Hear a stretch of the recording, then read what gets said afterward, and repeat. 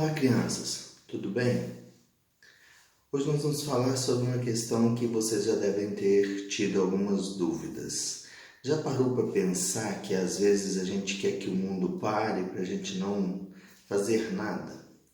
Ou já quis que acabasse tudo, que a sociedade fosse desfeita e começasse do zero? Tipo Mad Max, que desse uma explosão em tudo e a gente começasse a sociedade do zero?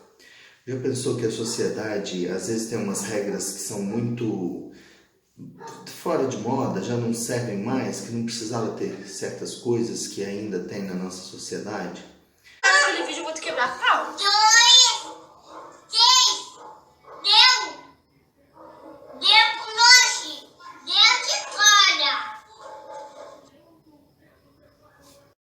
Likey. E aí surge uma dúvida muito grande. Até que ponto eu consigo mudar a sociedade? E até que ponto a sociedade consegue me convencer a ser do mesmo jeito? Quantas pessoas que vocês já viram que eram de um jeito e aí, ao adquirir certos poderes dentro da sociedade, passam a se comportar de outro modo? Certas pessoas que, ao perder tudo, também passam a se comportar de outro modo, dá uma guinada de 180 graus na sua vida. É sobre essas questões que os pensadores clássicos da sociologia falaram, sobre quem mexe mais com quem determina quem. A sociologia vai dizer que às vezes o indivíduo é mais forte, às vezes a sociedade é mais forte e às vezes os dois brigam entre si, gerando novas coisas. É sobre isso a nossa aula de hoje. Esse é o seu canal Eduardo Souza, seu professor. Está começando mais uma aula.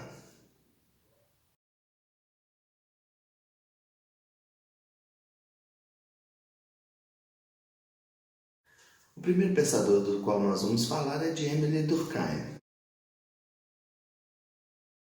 Nós já falamos dele em outras aulas. O Émile Durkheim, ele acredita que a sociedade ela é pré-determinante para a mudança do indivíduo.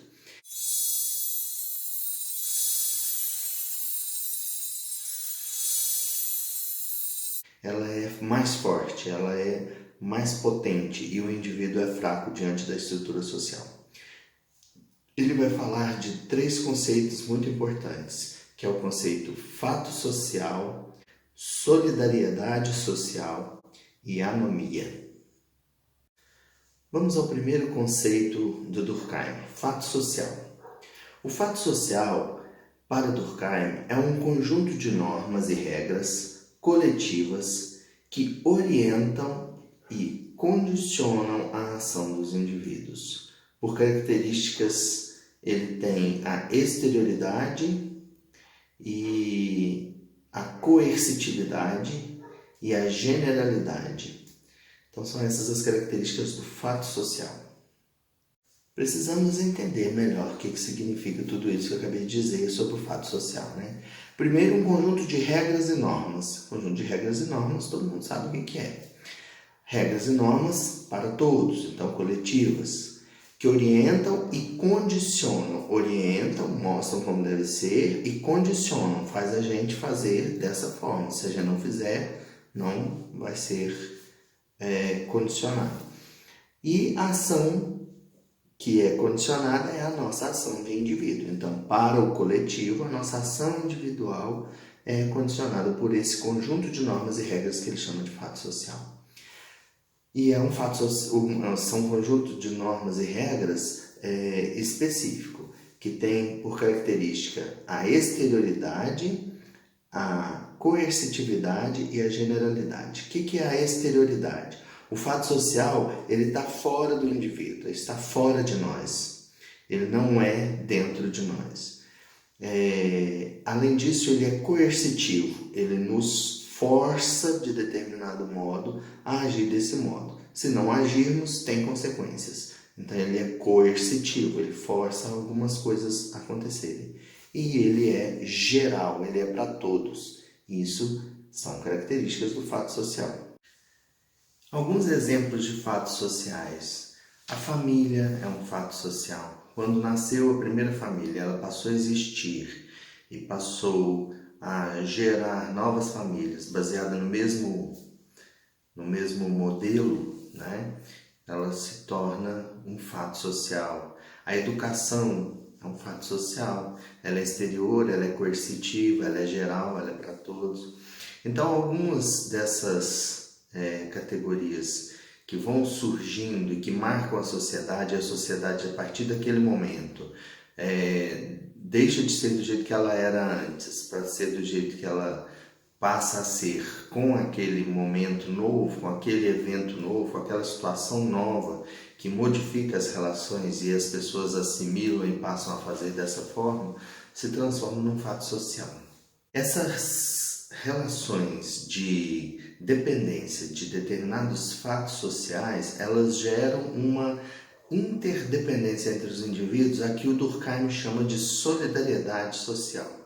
Solidariedade social, ele entende que existem de duas maneiras: aquela que une as pessoas pelas suas semelhanças e aquela que une as pessoas pelas suas especialidades.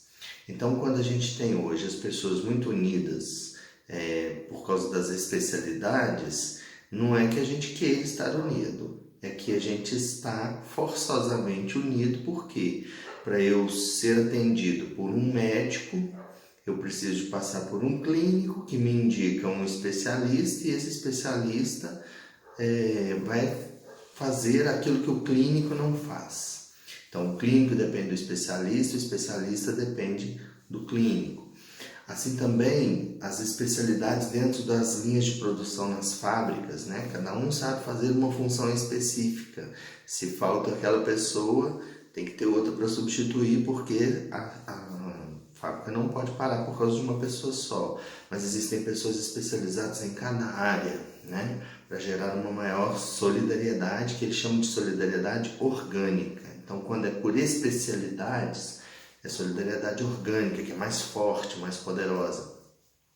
Quando é só por semelhança, pessoas semelhantes se agrupando, é o que ele chama de solidariedade mecânica.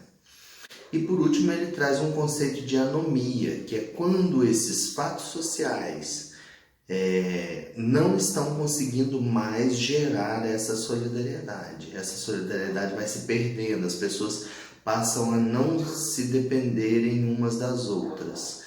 E aí gera um processo de anomia. Anomia é o estado de instabilidade social que ele fala, né? Quando as pessoas perdem a referência de quem seguir, a quem se orientar, a que grupo pensar. Então, nos momentos de grande confusão na sociedade, de troca de poderes ou de impeachment de presidente, guerras, geralmente as pessoas ficam meio desorientadas. E essa desorientação, se você não saber a quem seguir socialmente falando, que regras seguir, que conjunto de regras e normas que você vai seguir, isso gera esse estado de anomia. As guerras civis, né, são uma espécie de estado de anomia. E outra questão que ele vai falar, e que aí é muito interessante, porque quando você entra nesse estado de briga com a sociedade, de não aceitar as regras e de as regras não estarem mais funcionando para um grupo de pessoas ou para a maioria das pessoas, a gente tem um alto índice de suicídio nessas épocas. E foi com isso que o Durkheim lançou seu primeiro trabalho de sociologia. Ele, na academia, foi o primeiro estudo sociológico acadêmico feito por algum autor. E aí foi o Durkheim, por isso ele é considerado o pai da sociologia. Ao contrário do que muitos pensam que seria Comte, né? Comte, ele também trouxe muita contribuição para a sociologia, mas Comte é um filósofo. Quando você pensa em sociologia enquanto ciência, aí como ciência o pai da sociologia seria Durkheim. Por isso que no ensino médio a gente estuda Durkheim, na sociologia não estuda muito Comte. Comte talvez seja estudado em filosofia, né, no ensino médio, não na sociologia muito, né? A sociologia de Durkheim, o processo dele, ele criou um primeiro estudo para estudar por que as pessoas estavam suicidando, porque até então as causas do suicídio eram todas psicológicas. Os estudos que tinham eram das áreas afins à psicologia, né? Causas individuais. O Durkheim descobriu que tem certas coisas que são causadas por algo exterior à pessoa e não por algo interior. Essa é a exterioridade do fato social. É aí que ele cria esse conceito de fato social para entender que, por exemplo, quando as crises financeiras aumentam, o índice de suicídio aumenta. É por causa de uma causa só individual? Não. É também por uma causa social. Professora, esse Durkheim, ele é muito inteligente mesmo. Sabe o quê? Quando eu fico sem dinheiro, me dá uma vontade de morrer, professor, que você não imagina. Eu vivo com vontade de morrer. Ai. Uma causa coletiva causa o suicídio. E aí ele classifica o suicídio em 3 categorias. Os suicídios que ele chama de suicídios por causa social, né? Ele chama o suicídio anômico, o suicídio egoísta e o suicídio altruísta. O suicídio egoísta e o suicídio altruísta são antagônicos, são contrários. E o suicídio anômico é quando essas referências sociais não estão servindo, né? Quando está faltando referências sociais para as pessoas seguirem, a pessoa não se sente pertencente a nenhum grupo e aí ela suicida por falta de pertencimento. O egoísta é quando a pessoa começa a ir contra todas essas leis e vai prezar pelas suas questões individuais e vai se rebelar contra a sociedade. É uma forma de agredir e de dizer para a sociedade que não quer que a sociedade seja dessa forma, que ele é mais importante. E o altruísta é o contrário, são pessoas que se dedicam a certas causas com maior empenho para ajudar a sociedade. Por exemplo, um suicídio altruísta, pessoa que morre salvando uma vida, através das guerras, alistando no exército, alistando para as diversas áreas do serviço militar, né? Então esse seria considerado um suicídio altruísta. Depois a gente vai ver Max Weber. Max Weber já tem um pensamento um pouco diferenciado a respeito dessa influência da sociedade. Para ele, a sociedade não tem tanta influência assim sobre o indivíduo. O indivíduo é mais forte, é mais poderoso. E por isso ele cria um conceito que é o de ação social. Ação social para Max Weber é a menor unidade de análise sociológica. É através da ação social que você estuda uma sociedade. E ele classifica ela em 4 categorias: a ação tradicional, a ação afetiva, a ação racional orientada a valores e a ação racional orientada a fins. O que seriam esses quatro tipos de ações sociais? A ação social tradicional é aquela que é motivada por um hábito ou costume. Por exemplo, ir à missa é uma ação social tradicional, né? Motivada por algum hábito arraigado ou um costume. Aí, tio, as paradas é o seguinte, eu curto outro tipo de ação tradicional, entendeu? Curto assim os terreiros de Umbanda, mas é tradicional também. Isso aí é firmeza, mano, somos nós. A ação afetiva é determinada por estados emocionais. Então, por exemplo, obedecer os pais porque tem medo dos pais, ou obedecer os pais porque ama muito os pais, não quer contrariar os pais, é uma ação afetiva. Você espera uma reação desse grupo ao qual você pertence, que é a sua família, e você faz uma ação afetiva. Esses são exemplos simples, né? São exemplos corriqueiros. Professor, eu sou uma pessoa que gosta muito de ação afetiva, adoro ação afetiva. Obedecer meus pais por afeto, professor.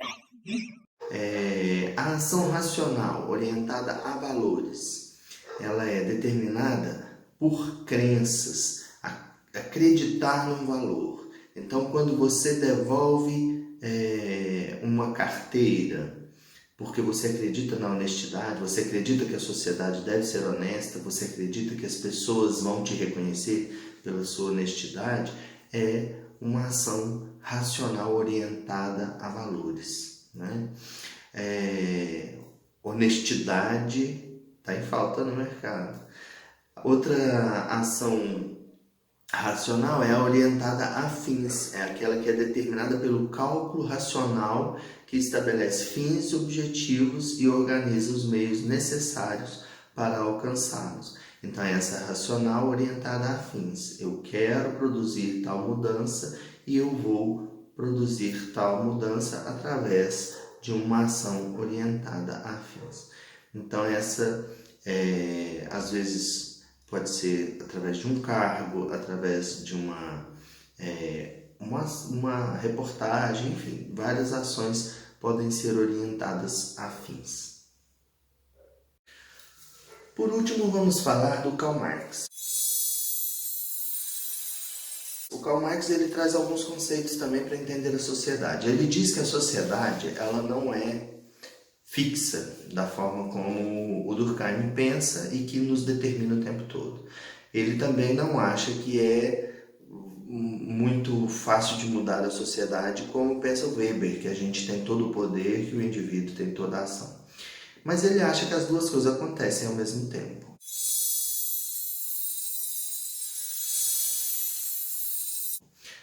Ou em tempos diferentes, para ser mais exato. Ele diz que através do processo dialético, né, que é um processo meio que cíclico, a gente vai alterando. Primeiro, ele acha que as relações sociais só podem ser entendidas através de um conceito que ele criou que chama classe social.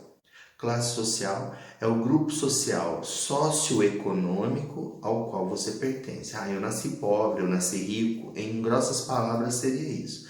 Na época do Karl Marx seria ou você é burguês ou você é proletário. Ou você é da burguesia, classe alta, que foi a análise que ele fez, né, já da burguesia pós-feudalismo, e também a classe baixa, que é o proletariado, são os trabalhadores. E aí, essas classes, elas em outras sociedades, elas eram consideradas castas, né? Na Índia tem castas, nos gregos antigos tinha castas. Essas classes sociais estão parecidas com o termo casta. Só que para o Karl Marx já era uma sociedade industrial, sociedades mais modernas e contemporâneas, o conceito já varia mais por causa da questão da industrialização, do trabalho. Então o termo classe social definia bem para ele essa separação entre burguês e proletariado. E aí ele acha que só se pode usar essa relação de classe social para estudar a sociedade, que são as relações de dominação, dominantes e dominados, e que só se modifica a sociedade através de uma ação também chamada de ação coletiva, que é uma ação revolucionária. Então ele acha que os conflitos das classes sociais é que fazem a mudança social. Essa mudança só vai acontecer através desses conflitos. E aí o conflito vai gerar novas classes, novas mudanças. Essa é a luta de classes, que é um outro conceito do Karl Marx. E ele fala também que a gente herda, né, um momento histórico, a gente nasce num contexto histórico e a gente produz mudanças nesse contexto histórico para as pessoas que virão. Então é o que ele analisa em relação ao capitalismo e à burguesia. A burguesia antes do capitalismo, ela não tinha expressividade quase, e ela foi ganhando expressividade, notoriedade e passou a ser a classe poderosa do capitalismo. Se no feudalismo ela era meio que a ralé, aqui agora no capitalismo ela é classe alta, né? Hoje o termo burguês é sempre relacionado com uma pessoa de classe alta ou média alta. Então, essa luta de classes, essa revolução é o que aconteceu da burguesia feudalista para a burguesia capitalista, e ele propõe que haja uma nova revolução, né? Que seria a revolução do proletariado, onde trabalhadores passassem a ser classe dominante. E essa é a dialética, né? Essa mudança social que o Karl Marx propõe. Carinha do bem, tudo bem? Aqui, o professor pediu para eu agradecer a todas as pessoas que estão contribuindo com o canal, se inscrevendo, apertando o sininho lá, dando as curtidas, dando os gostei. E aqui, pedindo para vocês continuar escrevendo, continuar fazendo essa participação nos vídeos. Aqui, ele tá agradecendo também, que agora já tem 101 inscritos no Santa Bolinha. Até logo.